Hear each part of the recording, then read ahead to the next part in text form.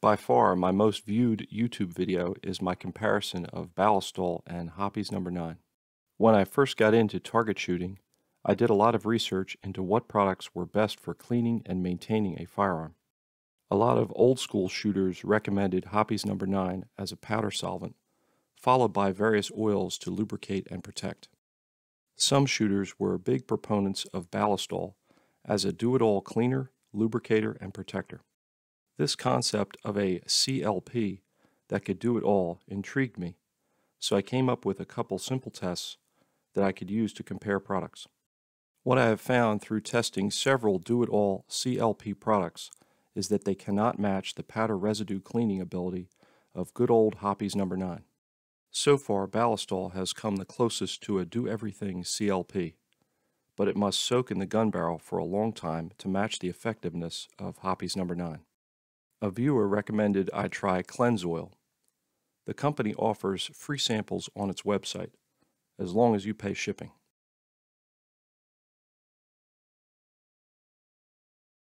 I sanded a piece of mild steel flat stock down to 400 grit. I degreased the surface with brake cleaner and separated the steel flat into 3 sections. I put a small amount of gunpowder in each section and added some fire.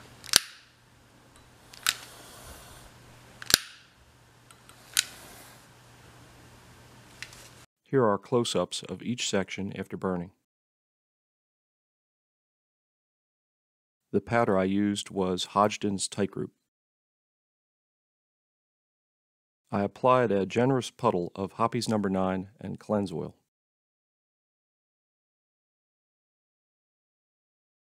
I gave the products 5 minutes to soak.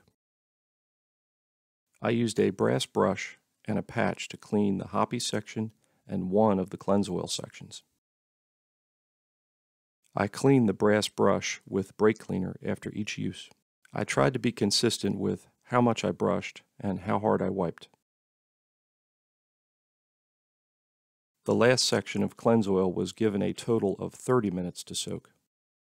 Again, I cleaned the brush and used a new patch.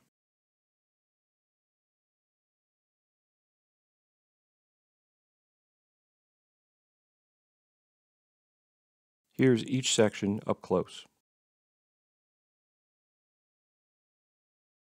I was impressed with how well the Clenzoil performed. It removed almost as much of the burnt powder as the Hoppe's No. 9. The extra soak time did not seem to improve Clenzoil's results.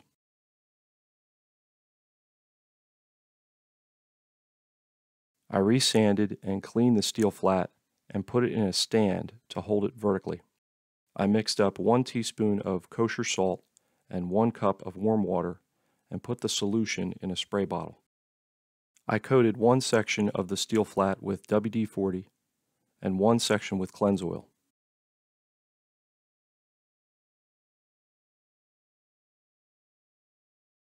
The center section I left as plain, untreated steel. Then I let the product soak for 5 minutes. I did my best to give all 3 sections an even coating of salt spray. Here are the sections just after spraying.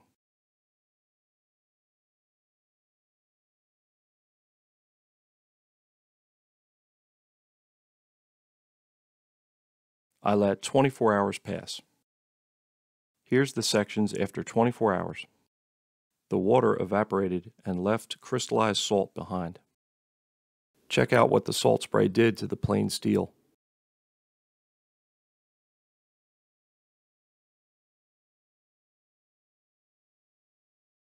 Just about every CLP I've tested passed my salt spray corrosion test. But Clenzoil and Ballistol are the only 2 products I've tested that come close to the cleaning power of Hoppe's No. 9. Clenzoil was developed in the late 1940s by a World War II veteran, and the company is still veteran-owned today. Clenzoil is made in the USA in Dade City, Florida. I hope this video was helpful. Thanks for watching. Gun barrels are made up of a variety of steels. I chose the mild steel flat because it's what I had available, and it's something other people can easily duplicate. I won't argue that there are better products to use on your firearm. I chose WD-40 because just about everyone has experience with it and access to it.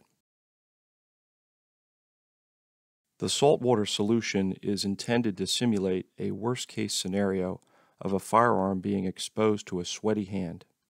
It's easy for me to imagine a hunting or EDC situation where a firearm might get exposed to sweat and not get wiped down right away. I pronounce Hoppies the way the spokesperson does on the company's YouTube channel. All firearm cleaning products have some toxicity, especially after you mix in burnt gunpowder and lead. Wear gloves, work in a well-ventilated area, and don't put the gun in your mouth.